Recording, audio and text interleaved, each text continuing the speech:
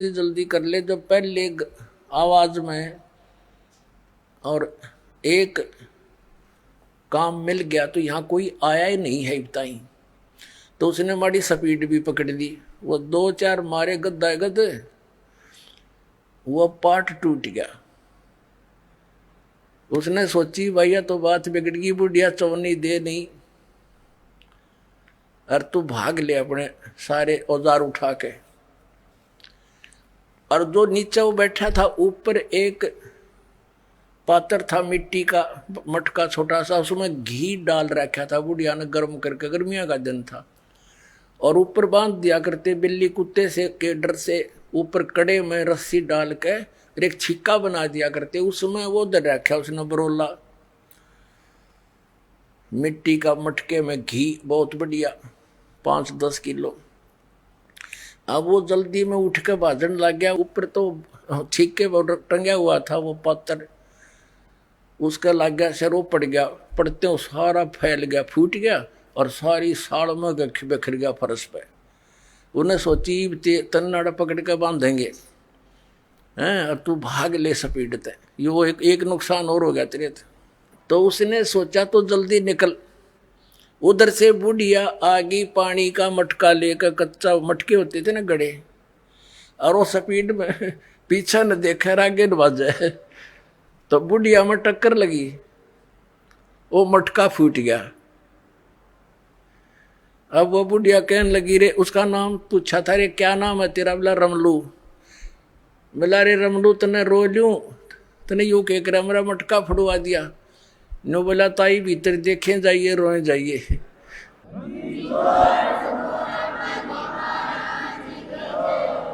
No बोला ताई भीतर देखे जाइए रोए जाइए, कित कित रोएगी। तो इन कित कित रो एक नहीं सारा किया, इसने नया चाकी रा रखी है, ऐसा नाश कर रखा है। यो मैं ऋषि दयानंद वेदों का विद्वान पाक रहा था, और किस जैसा विद्वान नहीं। इसने भी इस पॉइंट पर क्या कहा है कि परमात्मा निराकार है, और परमात्मा साधक के पाप नाश नहीं करता। बता फिर और परमात्मा क्या करेगा जब हमारे दुख, क्योंकि हमें कोई कष्ट है प्रारब्ध में अपने जीवन में, वो पाप से होता है और सुख पुण्य से होता है। और उस दुख का नाश होगा जब हमारा प्रारब्ध के पाप का नाश हो जाएगा। जैसे पैर में कांटा लगा हो किसी के, और उसको कोई ये कहे कि भी पैर का कांटा तो निकला नहीं, जूता पैर ले, आगे कांटा नहीं लगेगा। उस कांटा लगे पैर में जूता नहीं पहना जा सकता, वो तो कांटा निकले। और फिर उसको कहे, सलाह दे कि अब जूता नहीं निकालना, इस सफर में बहुत कांटे हैं, तो फिर इस डर से वो जूता कभी नहीं निकालेगा कि कहीं फिर से कांटा ना लग जाए। तो पुण्यात्माओं, किसी के कोई कष्ट है शरीर में है, या संसारिक कोई दुख है, कोई लाभ हानि, कोई हानि हो रही है, कोई कर्जा हो गया है, तो उससे दुखी है वो। और कोई ये कहे कि ये तो तेरा प्रारब्ध भोगना ही पड़ेगा, तुझे भक्ति कर ले। अब बता, दुखी आदमी भक्ति कर सकता है? जिसने देना हो 2 लाख रुपया कर्जा खड़ा दिखाई दे कर दे वाला, और भी कोई सिर में दर्द हो, पेट में दर्द हो, वो कैसे भक्ति करेगा? तो पहले वो कांटा निकले पाप कर्म का, तब सुख हो। और फिर वो राम नाम का जूता, उसको ये मर्यादा बताई जा, या भक्ति दी जाओ, फिर आजीवन पालन करेगा वो भक्त। तो ये क्या कहते हैं, देखिए एक झलक है, साथ में से एक नकली मैं ऋषि की ओर दिखा दूं। इन दोनों का तालमेल सा लगभग मिलता जुलता है, इनके विचार देखिए। ये एक सत्यार्थ प्रकाश है, इसकी रचना महर्षि दयानंद की। अब देखो, ओह महात्मा जी ने नु देखा इस पोज में तो मर जा आदमी कटके, अक महर्षि पड़ा होगा, भगवान पा लिया इसने। ओह हरीब देखना, इसका ज्ञान दिखाता हूँ थोड़ा सा, एक का झलक बतेरी, इतना समय नहीं। इसकी तो धोती सी धोकर रखी हमने कती। ये देखो, ये सत्यार्थ प्रकाश है, और ये इसमें क्या लिखा है कि वेद आदि विविध सद शास्त्र प्रमाणे संविनता है। किसके द्वारा? यानी वेद आदि सभी विविध प्रकार के सद शास्त्रों का आधार से इसकी रचना हुई है। किसने करी है रचना? इसकी देखो कितनी महिमा कर रखी है महर्षि दयानंद की। श्रीमत परमहंस परिव्राजक आचार्य महर्षि दयानंद सरस्वती स्वामी विरचित है। और ये कहाँ से प्रकाशित है? वैदिक यति मंडल, दानंद मठ, दीनानगर, पंजाब से। ये छपा कहाँ से है?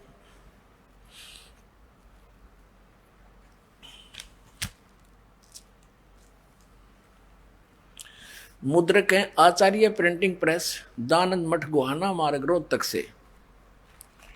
इसके 7वें समोल्लास में ले चलते हैं आपको। 7वें समोल्लास इसकी कलाबाजी देखियो। 154 पृष्ठ पर 7वां समोल्लास, सप्तम समोल्लास। किसी ने पूछा कि प्रश्न ईश्वर साकार है व निराकार? उत्तर महर्षि का निराकार। ठीक है। और यहाँ फिर इसके बिल्कुल 155 पे किसी ने प्रश्न किया, 155 पृष्ठ पे 7वें समोल्लास में प्रश्न, क्या स्तुति आदि करने से ईश्वर अपना नियम छोड़ स्तुति प्रार्थना करने वाले का पाप छुड़ा देगा? यानी स्तुति यानी भक्ति करने वाले भगत के भगवान क्या उनका प्रार्थना करने से पाप छुड़वा देगा? उत्तर महर्षि का नहीं। अब साधक कहता, प्रश्न करता कहता, फिर भक्ति किस लिए करें, स्तुति प्रार्थना फिर किस लिए करें, क्यों करें, क्यों करना? उत्तर महर्षि जी का कि उनके करने का फल अन्य ही है, और फल है। अब प्रश्न करता कहता भी फिर और क्या फल है? जो भगवान पाप तो नाश नहीं कर सकता, फिर और क्या फल है? उत्तर महर्षि जी का कि स्तुति से ईश्वर में प्रीति, उसके गुण कर्म स्वभाव से अपने गुण कर्म स्वभाव का सुधरना, प्रार्थना से निरअभिमानता, उत्साह और सहाय का मिलना, उपासना से परब्रह्म से मेल और उसका साक्षात्कार होना। देख रहे हो, तो यो भांग पिया करता। 154 पृष्ठ पर तो क्या कह रहा है कि भगवान निराकार है, और दूसरे पन्नू के है भक्ति उपासना ते पाप ते नाश हो को नहीं, भक्ति साधना ते प्रार्थना स्तुति ते। इसते उपासना से परब्रह्म से मेल हो जाएगा और उसका साक्षात्कार हो जाए, यानी उसको देख सकते हैं। निराकार का खाक देखेगा। बता, एक इस 154 पृष्ठ पर तो निराकार कह रहा है, और अब 155 पर साकार सिद्ध कर रहा है। और फिर दूसरी थ्योरी इसने क्या बताई है कि परमात्मा अपने उपासक के भगत के पाप नाश नहीं कर सकता। तो प्रश्नकर्ता ने कहा भी फिर और क्या करेगा भगवान, कि इससे और लाभ है। और क्या लाभ है? कि भगवान का दर्शन हो जाएगा। अकल देखो इसकी। अब ये तो वो जैसे किसी ने साबुन विक्रेता का बड़ा बोर्ड ला रखा और कोई उससे पूछता है, क्या आप साबुन विक्रेता हैं? बहुत बड़ा प्रसिद्ध। तो क्या साबुन कपड़े के मैल छुड़वा देगा? हाँ, वो उत्तर दे साबुन विक्रेता कि नहीं, कपड़े के मैल तो नहीं छुड़वाएगा। तो प्रश्नकर्ता तो स्वाभाविक कहेगा भी फिर साबुन का प्रयोग किस लिए करें? तो वो उत्तर देव है कि साबुन के प्रयोग से कपड़े का मैल तो नाश नहीं होएगा, लेकिन और लाभ है। वो क्या लाभ है? कि कपड़ा मजबूत हो जाएगा। ये विधान है।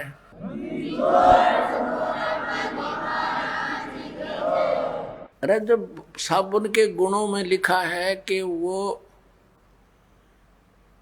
कपड़े के मैल काटे और काम में ही हो साबुन का, और वो क्या, पर ऐसा व्यक्ति कौन होगा? वो धोखेबाज जिसने लकड़ी के गुटके पैक कर रखे होंगे, अपने पुड़िया बना रखी होंगी लकड़ी के टुकड़े की, गुटकियां की, और वो बेचता होगा कि साबुन ते मैल तक कटे नहीं, कपड़ा मजबूत हो जाएगा, दूना और कटेगा उससे। तो फिर अब जैसे कोई वैद्य है और वैद्य से कोई पूछता है कि वैद्य जी, क्या औषधि प्रयोग करने से रोग नाश हो जाएगा?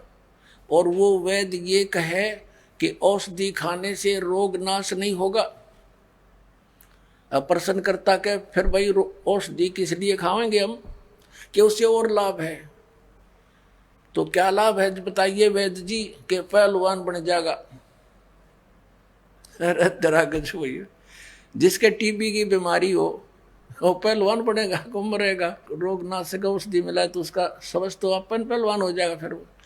तो कहने का भाव ये है, ये सारे एक थैली के चट्टे बट्टे थे, ज्ञान किसी ने था नहीं, बोली जनता इनके पीछे लागी, न मेरे शीर बड़े साधु संत पहुंचे हुए और नो दिखा दे करके न सोचा भाई कितनी भगवान ते मिल रहे, इन्हें कख भी नहीं पता, अपने सदग्रंथों से परिचित नहीं, इन्हें झूठा ज्ञान ध्यान का लाओ, ये बाद विदा चतुराई। देखिएगा अब इसने इस सत्यार्थ प्रकाश के प्रथम समोल्लास में और इसके ये 18 पृष्ठ पे इसी सत्यार्थ प्रकाश के महर्षि दयानंद ने प्रथम समोल्लास के इस 18वें पृष्ठ पे यहाँ मित्र की परिभाषा बताई है। क्या बताया कि वह परमेश्वर सबका सच्चा मित्र है, इससे परमेश्वर का नाम मित्र है। ये इसने प्रथम सत्यार्थ प्रकाश के प्रथम समोल्लास में परमात्मा के नामों की व्याख्या कर रखी है कि किन किन नामों से परमात्मा का बोध होना चाहिए। अब ये कंसेप्ट क्लियर हो गया कि महर्षि दयानंद जी परमात्मा के नामों में से एक मित्र शब्द भी जहाँ ये प्रयोग करता है, जहाँ परमात्मा की महिमा है, तो ये सोच ले वो भगवान के विषय में। अब इसने अनुवाद करते समय भी इसका विधान भी अपना सत्यार्थ प्रकाश में ये है कि परमात्मा पाप नाश नहीं करता, पाप छुड़वाता नहीं साधक के। तो यहाँ वेद में यजुर्वेद के 8वें अध्याय के 13वें श्लोक में 6 बार लिख रखा है कि घोर पाप का भी नाश परमात्मा कर देता है। तो इसने सोची तो सत्यार्थ प्रकाश में तो ऐसे लिख रखा है, अब तेरी बात झूठी ना हो जा, इसने यहां मित्र लिख दिया, भगवान ना लिखा, क्योंकि आम भोली भाली जनता ने इतना ज्ञान कहा, वो तूने सोचा ये कोई मित्र के विषय में लिख रखा होगा। जैसे सन 2004 से ये दास समाचार पत्रों में इस महर्षि दयानंद की जानकारी, इसके अज्ञान का समाचार पत्रों में लिख लिख कर लेख लिखा करता था और ये बताया करता था कि ये महर्षि दयानंद सत्यार्थ प्रकाश तो उसका अनुभव है, वेद भगवान का ज्ञान है, विधान है, तो जो वेदों से नहीं मिलता तो वो ज्ञान गलत है। और इस बात को ये महर्षि दयानंद भी मानता है। तो देखिएगा महर्षि दयानंद कहते हैं कि परमात्मा पाप नाश नहीं कर सकता, वेद कहते हैं घोर पाप भी नाश कर दे, तो सत्यार्थ प्रकाश ये झूठार्थ प्रकाश है। समाचार पत्रों में लिखना शुरू किया, इसी का परिणाम था ये क्रोथा कांड।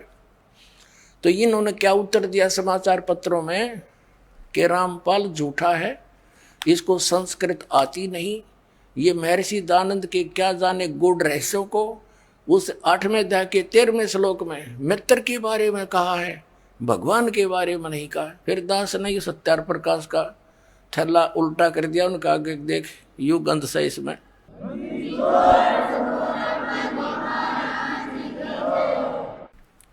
अब हम फिर आ जाते हैं यजुर्वेद के इस महर्षि दयानंद के अनुवाद, महर्षि दयानंद का अनुवाद है यजुर्वेद। अब हम फिर इसमें दिखाते हैं आपको। अब यहां पढ़ रहे हैं हम यजुर्वेद के 8वें अध्याय का ये 13वां श्लोक। यहाँ तो संस्कृत है ओनली, और इसका 241 242 में अनुवाद किया है इसने। यहाँ ये अनुवाद करता स्वयं महर्षि दयानंद है। हे सबके उपकार करने वाले मित्र लिख दिया यहाँ पर, यहाँ लिखना था सबके उपकार करने वाले परमेश्वर। और सत्यार्थ प्रकाश में इसने स्पष्ट भी कर दिया कि सबका सच्चा मित्र साथी होने के कारण परमात्मा का नाम मित्र जानना। तो यहाँ मित्र मीन परमात्मा पढ़ेंगे हम। देखिए, हे सबके उपकार करने वाले परमेश्वर, आप दान देने वाले के एन से माने अपराध के विनाश करने वाले हो, नाश करने वाले हो। एवजनम, हम संस्कृत भी पढ़ेंगे क्योंकि देवनागरी लिपि है।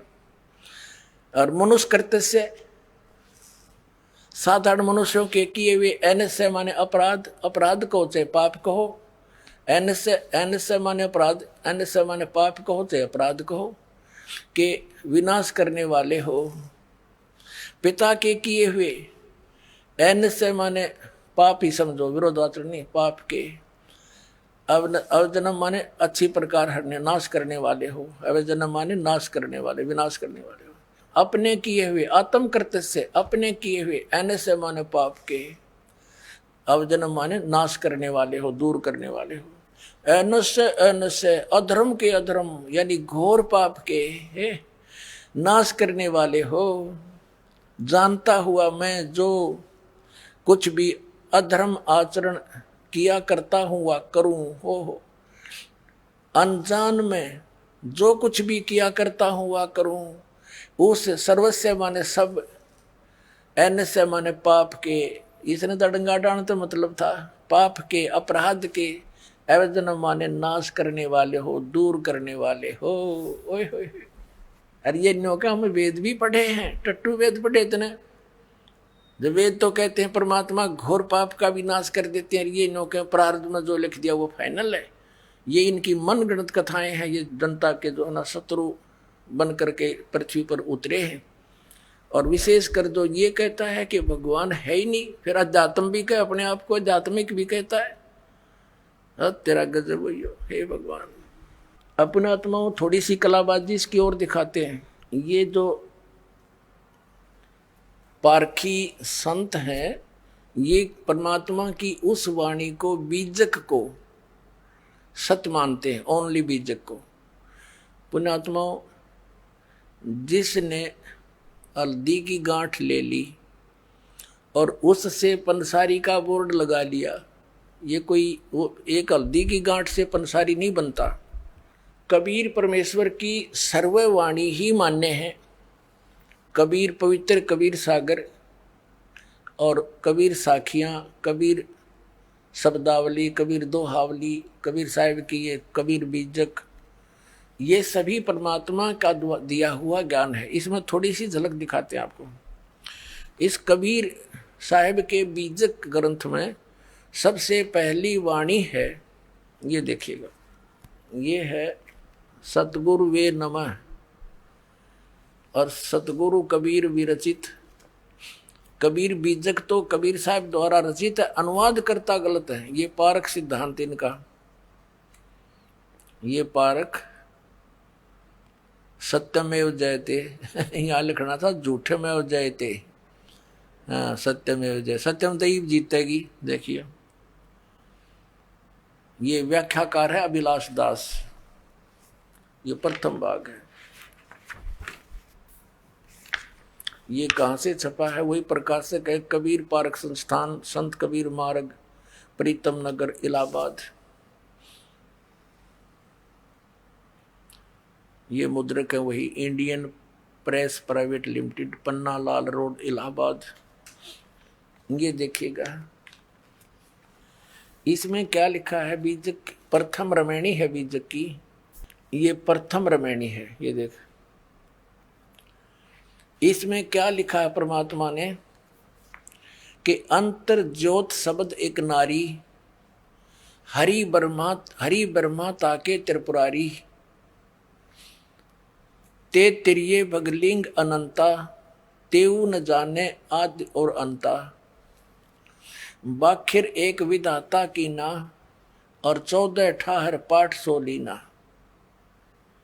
अब इसने के अर्थ किया है इसका, इस रमैणी का। यहाँ तो इसने तो को 10-10 प्रश्न बरस दिया अपने ज्ञान को ढकने के लिए। ये क्या कहता है? सभी देवधारियों के भीतर एक ज्ञान ज्योति है जिसे जीव चेतन या आत्मा कहते हैं। इसने तो जीव को परमात्मा सिद्ध करने की कुचेष्टा की है। मानव की कल्पना और शब्द योजना रूपी नारी या माया से ब्रह्मा विष्णु तथा महादेव की उत्पत्ति स्थापना हुई। सृष्टि को समझने के लिए ब्रह्मा विष्णु तथा महादेव की कल्पना की गई। इन तीनों के बहुत से पुत्र पुत्री और पुत्र किए। बता, यो डोंका है कि सृष्टि को समझने के लिए ब्रह्मा विष्णु महेश ये काल्पनिक नाम है। अपने आत्माओं इसमें क्या बता है, इसके साथ साथ आपको दिखाते हैं दूसरे कबीर पंथी, यो भी कबीर पंथी को आता है, एक और कबीर पंथी एक बहन ने अनुवाद किया है, उसमें कितना अंतर है।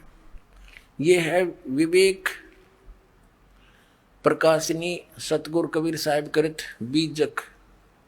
बीजक इसका टीका किया है टीकाकार साध्वी ज्ञानानंद जी। ये कोई ज्ञान कौर होगी, ज्ञानानंद जी नाम है इसका। और ये कहाँ से छपा है ये देखिएगा, सतगुरु कबीर साहिब कृत बीजक। बीजक टीकाकार ये वही प्रकाशक है श्री कबीर ज्ञान प्रकाशन केंद्र, संत कबीर ज्ञान मार्ग, सिहोडी है सिरसिया, गिरिडीह है झारखंड से, तृतीय संस्करण। और ये यहाँ से छपी है। अब इसमें क्या किया है इसने, इस बहन ने इस टीका को बहुत अच्छी तरह किया है। देखिए ये बीजक टीका, ये प्रथम रमेणी। इसमें क्या है, अंतर्ज्योत शब्द एक नारी, हरि ब्रह्मा ताके त्रिपुरारी, ते तिरिये बगलिंग अनंता, तेऊ न जाने आदोरंता। अंतर ज्योति सबके भीतर बसने वाली आत्म ज्योति नि अक्षर ब्रह्म पर, यदि यहाँ इन्होंने अनुभव करे हैं शब्द अर्थ, सबके भीतर आत्म ज्योति के रूप में बसने वाले पार ब्रह्म परमेश्वर से आदि नाद और एक प्रकृति प्रकट हुई। अनादि और प्रकृति के संयोग से सृष्टि के आधारभूत ब्रह्मा विष्णु ब्रह्मा और शंकर सतगुण रजगुण तमगुण उत्पन्न हुए।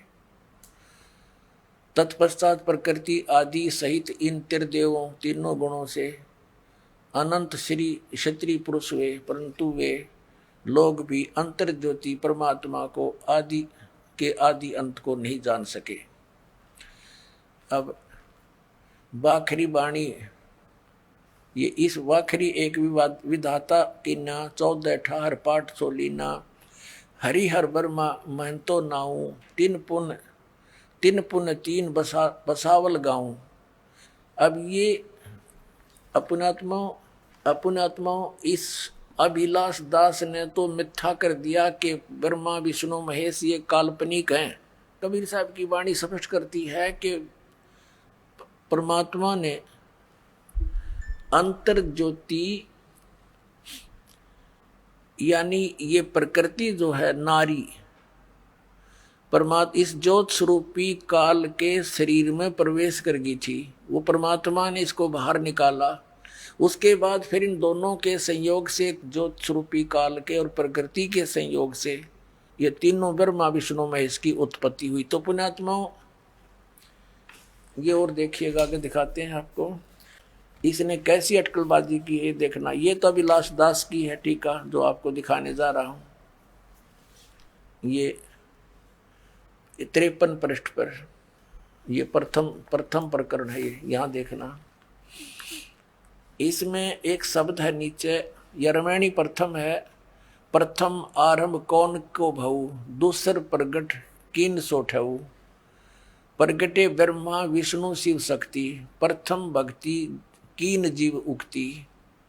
प्रगटे पवन पानी, और ये सारा कुछ लिखा है। फिर क्या बताया है कि जीव शिव सब प्रगटे, वह ठाकुर सब दास, और कबीर और जाने नहीं एक राम नाम की आस। है बता, ये कबीर साहब का वाणी बीजक में इस अभिलाष दास जी ने स्वयं प्रमाणित ले रखी है कि ये वाणी सच्ची है जो कबीर साहब ने की वाणी लिखी है। ये कबीर साहब की वाणी है। और इसने इसका अनुवाद कैसे किया अड़ंगा, देखो ये 54 पृष्ठ पर बीजक, इसने यह अनुवाद किया कि जीव से ही शिव यानी ईश्वर देव आदि की कल्पना प्रकट हुई। ये काल्पनिक मानता है, पीछे से कल्पित पदार्थ ही स्वामी बन बैठे और कल्पना करता जीव उनके दास बन गया। कबीर साहब कहते हैं कि मैं और कुछ नहीं जानता, मुझे केवल उस आत्म स्वरूप की ही आशा भरोसा है जिसका राम नाम है। ये जीव को राम सिद्ध करने की कह रहा है, जिसका राम नाम है, और अर्थात मेरा निरंतर विश्राम आत्म स्वरूप में है। ये घुमा फिरा के कहना चाहे है कि जीव ही ब्रह्म है। और जबकि इस वाणी का प्रत्यक्ष अर्थ देखिएगा, ये वाणी जो 53 पृष्ठ पर है, या तो ये वाणी है, आगे उसका अपना अड़ंगा अनुवाद है। जीव शिव सब प्रगटे, वह ठाकुर सब दास। शिव माने परमात्मा, ये केवल शिव ये शंकर के लिए नहीं है। वेदों में शिव माने सर्वशक्तिमान, जो सबका कल्याण करने वाला। जीव और शिव सब प्रगटे, वह ठाकुर सब दास, यानी जीव तो उसके दास हैं, परमात्मा उनका मालिक है। कबीर और जाने नहीं, कबीर साहब कहते मैं और यानी तुम और मत जानो, एक राम नाम की आस है। कितना स्पष्ट है। अरे इस नडंगा के करा देख, इस दुनिया के नाश करने वाले ने, अज्ञान का भक्ति का नाश करने वाले ने, जीव से शिव यो ईश्वर देवादि की कल्पना प्रकट हुई, कल्पना, और पीछे से कल्पित पदार्थ भी स्वामी बन बैठे, और कल्पना करता जीव उनके दास बन गए। कबीर साहब कहते हैं कि मैं कुछ नहीं और कुछ नहीं जानता, केवल मुझे केवल उस आत्म स्वरूप की ही आस भरोसा है। बता, आत्म स्वरूप की खाक भरोसा है, गद है का गद है न के भरोसा, बता है तेरा गद भैया। अब देखो इसका दूसरी, इस बहन जी ने कैसे टीका किया है, ये भी कबीर पंथी है, देखना। ये आपको दिखा दिया था भी, बार बार इनके प्रकाशक दिखा नहीं पाऊंगा ये बाकी। अब इसकी तीसरी रामायणी में ये है, ये इस लड़की, इस बहन के द्वारा अनुवाद है। ये तीसरी, ये चौथी रामायणी नीचे है, ऊपर तीसरी का लास्ट में है। जीव शिव सब प्रगटे, वह ठाकुर सब दास, और कबीर और जाने नहीं, एक राम नाम की आस। अब इस बहन ने कितना अच्छा अनुवाद किया है। इस तरह जीव और ईश्वर प्रकट हुए, ईश्वर स्वामी हुए और सभी जीव दास हुए। सतगुरु कबीर साहब कहते हैं कि मैं अन्य किसी को आराध्य नहीं मानता, प्रत्युत सर्वाधार सर्वाधिष्ठान सबको प्रकट करने वाले राम के भजन की ही आशा करता हूँ। ये बिल्कुल सही अनुवाद है। अरिश नास्तिक ने, इस भक्ति नाशक ने, इसने इसका के अनुवाद कर रखा है कि भाई फिर पढ़ो, ये अंग्रेजी जल्दी सी समझ में ना आओ आपके। अब ये फिर अभिलाष दास वाली पढ़ो आप, ये इसका प्रकाशक है ये। और इसके देखना, या तीसरी रामायणी, या प्रश्न नंबर 53 पर हमने पहले भी पढ़ी थी, एक बार फिर देख लो। या तीसरी रामायणी के लास्ट में है, जीव शिव सब प्रगटे, वह ठाकुर सब दास। इसमें बिल्कुल साफ है, बिल्कुल स्पष्ट है कि जीव यानी परमात्मा ना, जीव तो जीव और शिव परमात्मा। जीव शिव सब प्रगटे, वह ठाकुर सब दास। वो एक सबका मालिक है, बाकी जीव उसके अधीन है, उसके दास है। फिर देखो, और कबीर साहब कहते हैं कबीर और जाने नहीं, एक राम नाम की आस। और इसने के डंगा कराया से इस नास्तिक ने, ये देखो यहां लिखा है चम्मन पे, जीव से शिव ईश्वर, जीव से ईश्वर देवादि की कल्पना प्रकट हुई। ये उल्टा ठोक रहा है खुट्टे, क्योंकि जीव तो भगवान प्रकट होया।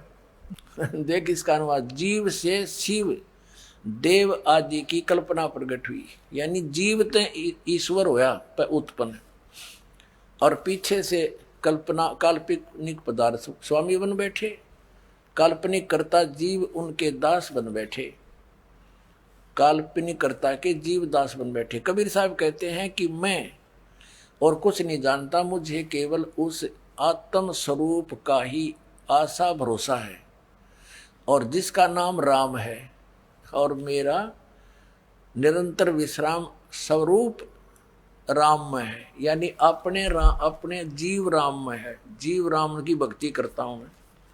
ये कहना चाहे। बता इस खूटा ठोक का कितना है ठिकाना। अपने आत्माओं ये क्या क्या इनका विधान है, ये थोड़ा सुनाता हूं आपको। ये पारखी नहीं मानते कि कोई लोक है, सतलोक है, अमरलोक है, अगमलोक है। पारखी नहीं मानते। ये कबीर साहब को एक जीव मानते हैं, मानव मानते हैं। जब कबीर साहब भी जीव और अभिलाष दास भी जीव, फिर कबीर साहब को सतगुरु और परमात्मा वो क्यों मान लिया है न जीव।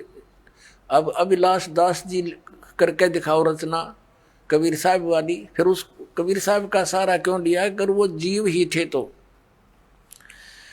अपना आत्मा जैसे आत्मा और परमात्मा, राजा और प्रजा दोनों एक जैसे ही शकल होती है।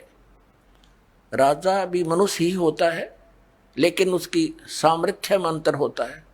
तो जैसे आदरणीय गरीबदास साहिब जी को परमात्मा मिले, आदरणीय नानक साहिब जी को मिले, आदरणीय धर्मदास साहिब जी को परमात्मा कबीर जी मिले, आदरणीय दादू साहिब जी को मिले, आदरणीय मलुकदास साहिब जी को मिले, आदरणीय गीसादास साहिब जी को मिले। उन सभी ने उस परमात्मा की महिमा का गुणगान किया, आंखों देखा सतलोक और सचखंड बताया। गरीबदास साहिब जी को परमात्मा सचखंड लेकर गए, वहां की सारी सतीति दिखाकर वापस छोड़ा, तब कहा था अनंत कोट ब्रह्मांड का एक रति नहीं भारे, सतगुरु पुरुष कबीर हैं ये कुल के सिरजनहारे। आदरणीय रामानंद जी को परमात्मा सचखंड लेकर गए थे और फिर उसी तरह वापस छोड़ा, तब उसने कहा था दो ठोर है एक तू भया एक से दो, गरीबदास हम कारणे तुम उतरे हो मगजो।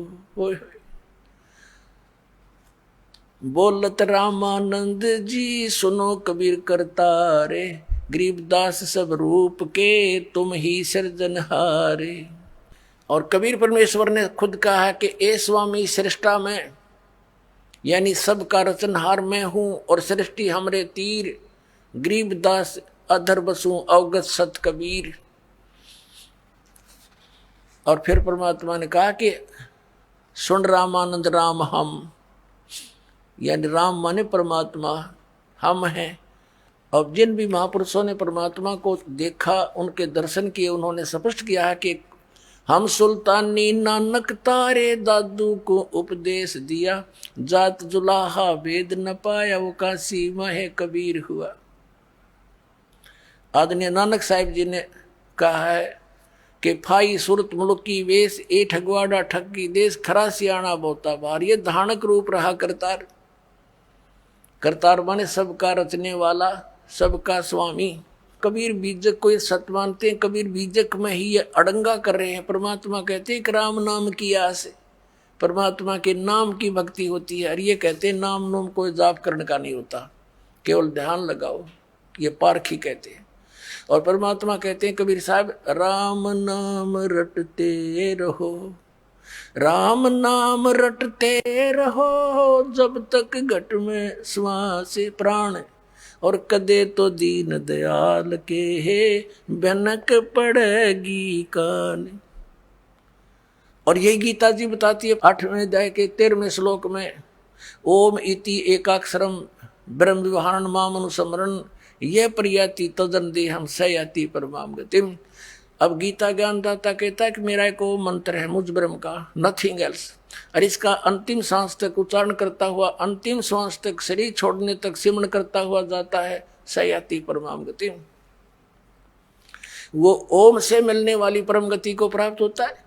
और ये गीता जी को सत्य भी मानता है अभिलाष दास जी, और कहता है नाम जाप करने का है नहीं इसमें, वो तेरे की। तो पुण्यात्माओं, ऐसे अज्ञानी के साथ भी और लाखों लोग चिपक गए बोली आत्मा, क्योंकि इनको ज्ञान नहीं, तो दास चाहता है कि सबको मास्टर बना दूं और छोड़ दे इन जीवन नाशकों को। ये तो परमात्मा के मार्ग में कीड़े हैं, दीमक समझ लो। ये भक्ति का नाश कर रहे हैं, जीवों के, मनुष्यों के जीवन का नाश कर रहे हैं। तो इस ज्ञान से परिचित होकर प्राणी पुण्यात्माओं अपने आप छोड़ के आओगे नकलियों को और सतलोक का सरवर वाला माँ के कल्याण करवाएंगे। बोलो सतगुरुदेव।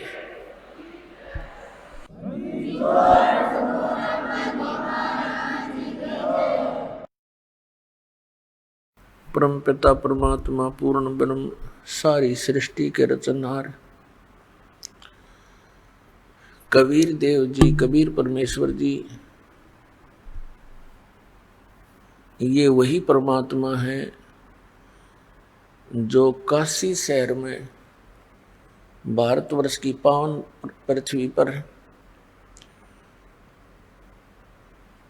एक लहर तारा नामक तालाब के ऊपर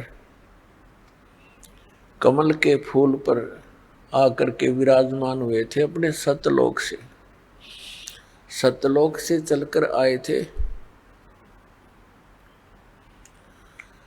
और वहाँ सन 1398 में संवत 1455 परमात्मा एक नवजात शिशु का रूप धारण करके कमल के फूल पर विराजमान हुए थे। फिर लीला करते हुए बड़े हुए। बचपन से ही छोटी आयु में 5 वर्ष की आयु में ही वो परमात्मा अपना जो उद्देश्य लेकर आए थे उसको पूरा किया।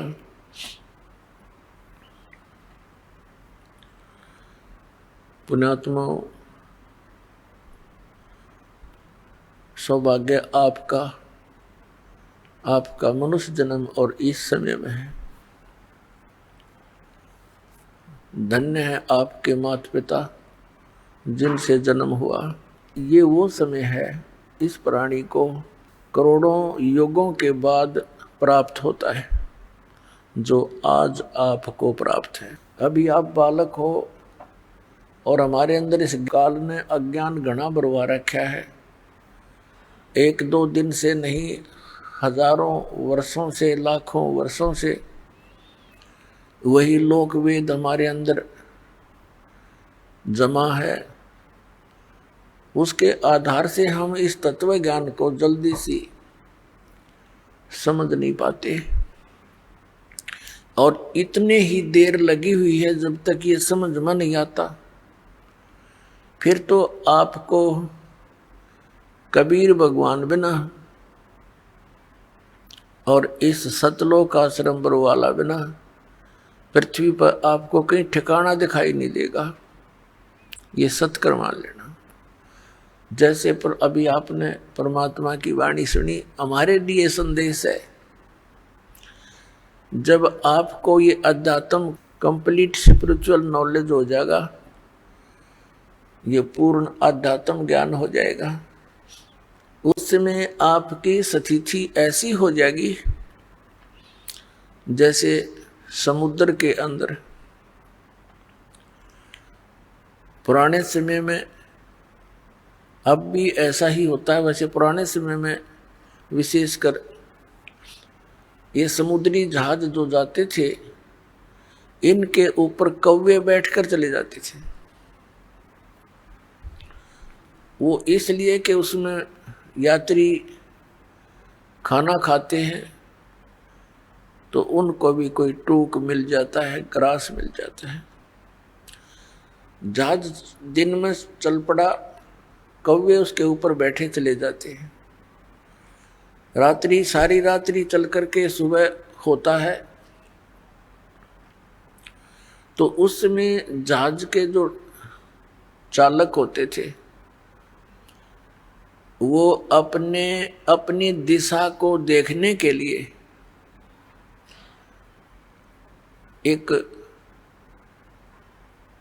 दिशा सूचक रखते थे और कई बार वो दिशा सूचक यंत्र किसी मैग्नेटिक रॉक के कारण, चुंबकीय चट्टान की वजह से वो अपना रुख बदल लेता था, दिशा बदल लेता था, वो रोंग दिशा बताता था। अपने इंस्ट्रूमेंट को चेक करने के लिए कि हम सही दिशा में जा रहे हैं या नहीं, और हमारा इंस्ट्रूमेंट सही काम कर रहा है कि नहीं कर रहा है, उसके लिए वो के फार्मूला अपनाया करते। जहाज पर बैठे कौवे को पत्थर मार दिया करते, उसको ऐसे पत्थर मारते, उसको विवश कर देते थे जहाज से उड़ने के लिए। और कौवे के अंदर एक विशेषता दी है मालिक ने, वो रात्रि के समय भी उस दिशा को नहीं भूलता जिस दिशा से वो चला था। यदि पूर्व दिशा से चले हैं तो वो पूर्व दिशा को भूलेगा नहीं रात को भी। उसमें एक ऐसा गुण दिया है दाता ने। तो वो कौवा जब उड़ता है वो अपने उसी दिशा को उड़ता है, अपने उसी स्थान को जहां से वो चले थे। तो इससे वो जहाज के चालक अपना इंस्ट्रूमेंट को भी चेक कर लेते, अपनी दिशा को भी सेट कर लेते कि कौवा इधर गया है तो ये पूर्व दिशा है। अब वो कौवा क्या करता था, वो थोड़ी सी दूर जाता, ज्यादा से ज्यादा 100-200 फुट, और वो क्या देखता कि कहीं भी उसको बैठने का ठिकाना नहीं, सब जगह जल ही जल है। मुड़ के वो आखिर में उसी जहाज पर आकर बैठ जाता है। अब उसको उस जहाज के अतिरिक्त उस समुद्र में और कोई ठिकाना नहीं नजर आ रहा जिससे वो डूबने से बच जाए। उस जहाज के अतिरिक्त यदि वो कहीं बैठता है तो वो डूब ही जाएगा। तो इससे परमात्मा हमें याद दिलाते हैं कि बच्चों, जब तुम मुझे समझ जाओगे, इस काल की स्थिति से तुम परिचित हो जाओगे, उस समय आपकी स्थिति ऐसी होगी कि हे बंदी छोड़ दयाल जी, तुम तक हमारी दौड़, और जैसे काग जहाज का अब सूझत और न ठोर। इस परमात्मा कबीर जी के बिना और इस सच्चे नाम और ज्ञान के बिना आपको कोई भी संत महंत जो दिखेगा वो डुबोण वाला दिखेगा। वहां आपकी आशा बन ही नहीं सकती, वहां इच्छा ही नहीं बन सकती। तो पुण्यात्मा, परमात्मा ने आपकी किस्मत पर कलम तोड़ रखी है। भले ही आप परमात्मा की शरण में आने से पहले कितने दुखी हो लिए, क्योंकि सुख अपना ही दिया करते हैं। अपना पिता, अपने माता, वही हमें सुख देते हैं। जब आपको ये पता चलेगा कि हमारा पिता कौन है, अभी तो हम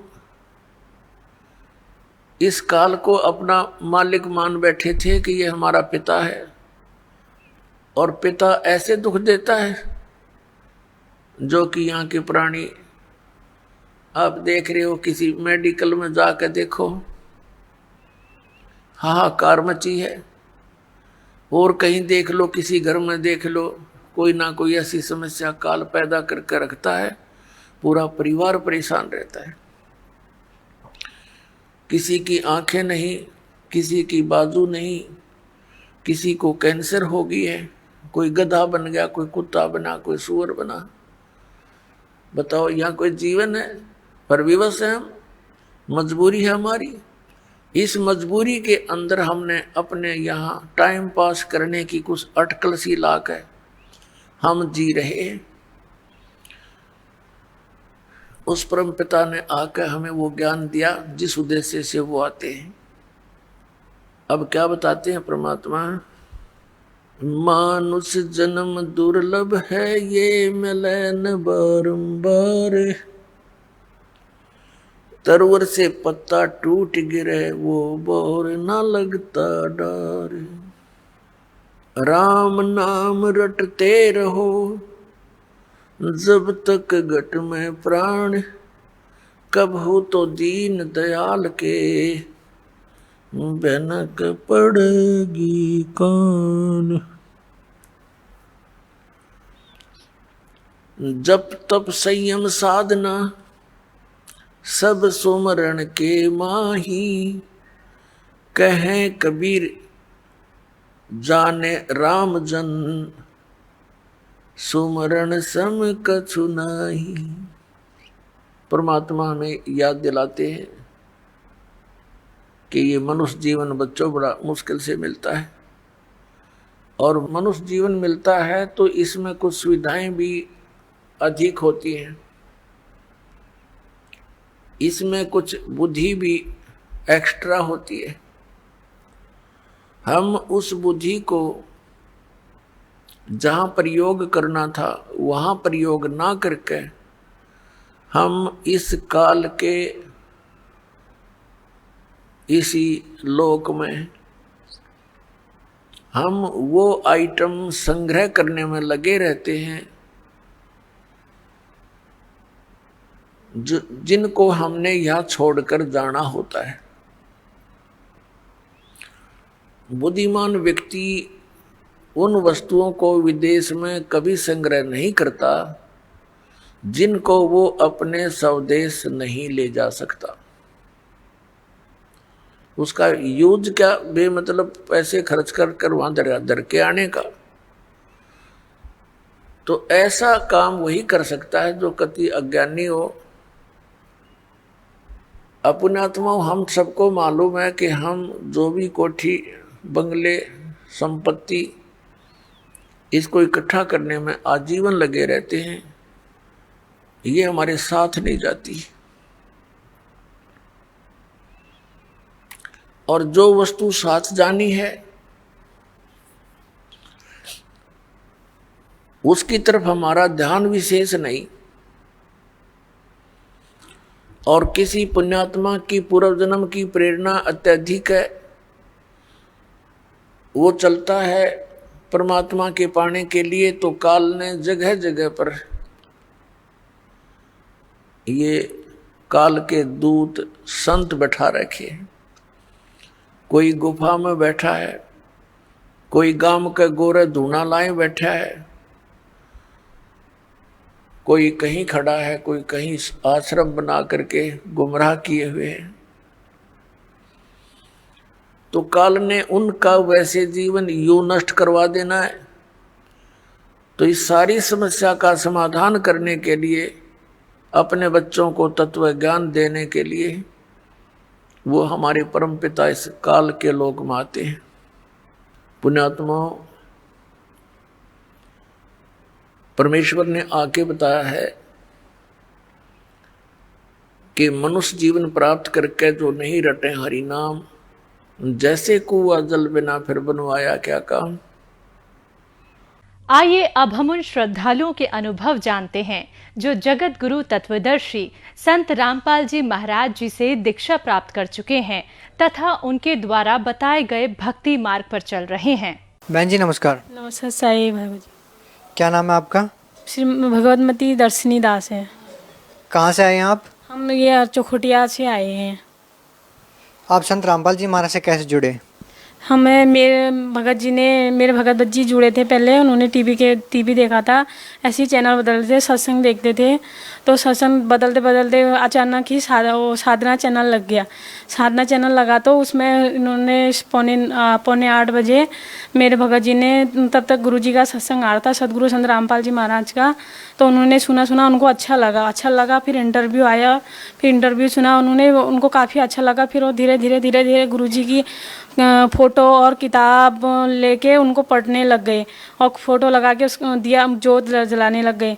फिर हमको काफ़ी आराम मिल गया था। फिर 2 महीने में मेरे भगत जी ने नाम उपदेश ले लिया था सन 2012-13 में सदगुरु संत रामपाल जी महाराज जी से। फिर उन्होंने नामदान लिया तो फिर हम गांव में ही रहे। अल्मोड़ा दोरहाट चौखुटिया है हमारा गांव, और मेरा भगत जी रहते थे रुद्रपुर से गुरु जी के आश्रम में गए, हिसार बरवाला वहाँ गए, और मेरे जो ससुर जी हैं वो भी गए। फिर वहाँ से उन्होंने नाम उपदेश लिया भगत जी ने। संत रामपाल जी महाराज से नाम दीक्षा लेने के बाद आपको क्या लाभ मिले? भगत जी, मेरे को तो जीवन दान मिला है। मेरे जितने परिवार में रहते हैं सबको जीवन दान मिला है सदगुरु संत रामपाल जी महाराज की कृपा से। और मैं प्रेतों से घिरी हुई थी। मुझे प्रेत सपनों में लेने आते थे और मेरे को कहते थे कि चल तेरा 3 महीने रह गए, 2 महीने रह गए। मुझे ऐसे कह के मेरे को सपनों में डराते थे और मुझे उठा के ले जाते थे। और मैं जो है सपनों में वहाँ शमशान घाट में पर्दे उठाती थी और लोगों का मरा हुआ, और कहते थे कि देख तेरा भी यहाँ पे स्थान है और तेरे माँ बाप सारे रोएंगे। मेरा पहला एक 25 साल का भाई मरा हुआ है। उसके बाद मेरे को भी मेरी बारी भी थी। मेरे को सतगुरु संत रामपाल जी महाराज ने बचाया। इससे पहले मैं भूत प्रेतों की पूजा करती थी, परंपरा वाली जो मेरे मम्मी पापा करते थे मैं वही करती थी।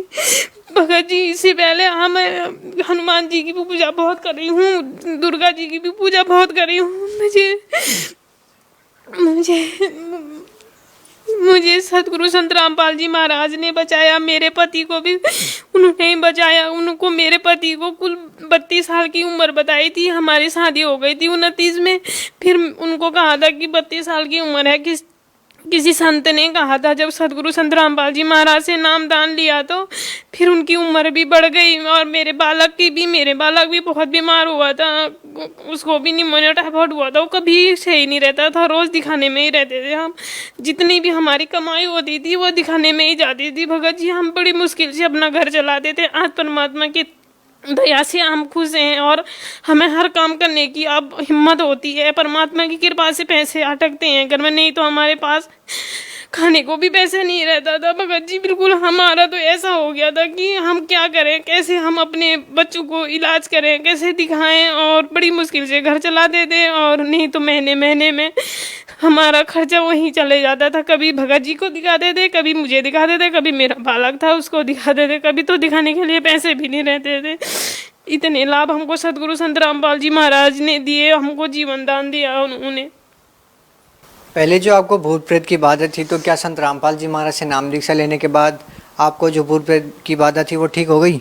भगत जी, आप बिल्कुल ठीक हो। मुझे कोई सपने नहीं आते हैं। जहाँ भी मुझे थोड़ा सा भी लगता है, परमात्मा पहले ही प्रेरणा कर देते हैं सतगुरु संत रामपाल जी महाराज कि मेरे को ऐसा होने वाला है, तो मैं उससे संचेत हो जाती हूँ, पहले ही समझ जाती हूँ।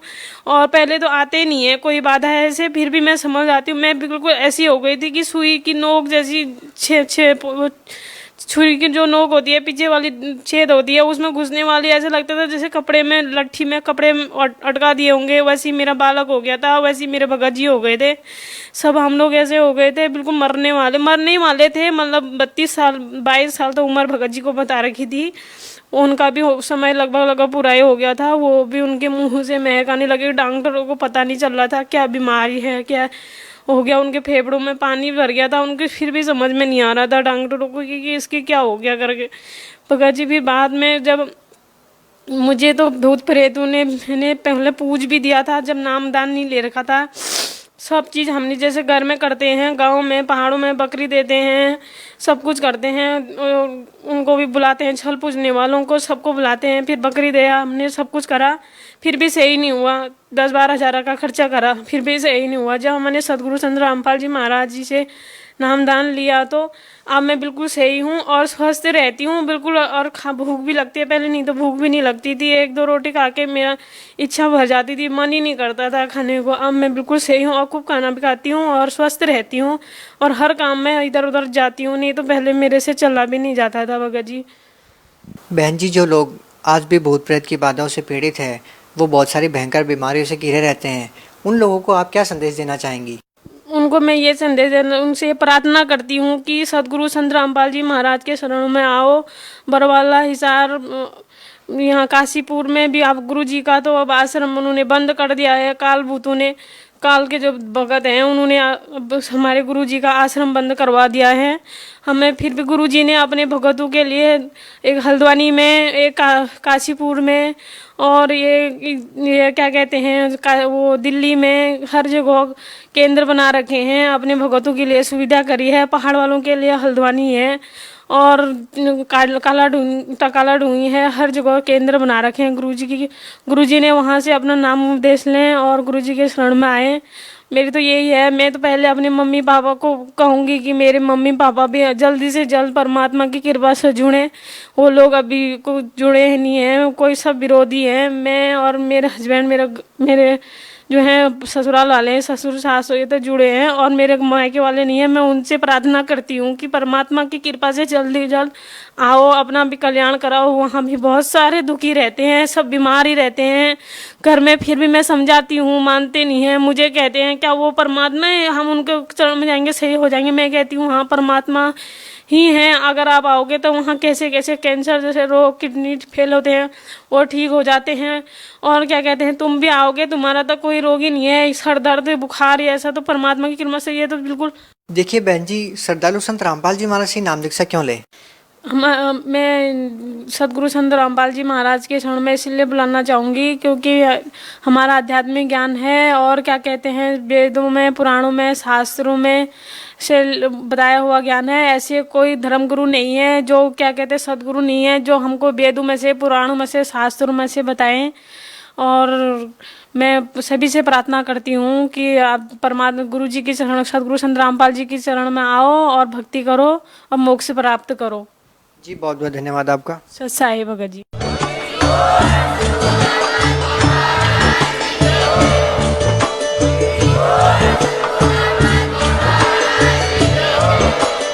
आप सुन रहे थे जगत गुरु तत्वदर्शी संत रामपाल जी महाराज जी के मंगल प्रवचन। अधिक जानकारी के लिए विजिट कीजिए हमारी वेबसाइट www.jagatgururampalji.org। संत रामपाल जी महाराज जी के शुभ आशीर्वाद से पूरे विश्व भर में 500 से भी ज्यादा नाम दीक्षा केंद्र हैं, जिन पर संत रामपाल जी महाराज जी द्वारा ऑनलाइन निशुल्क नाम दीक्षा दी जा रही है। अपने नजदीकी नाम दीक्षा केंद्र का पता करने के लिए संपर्क करें 8222880541।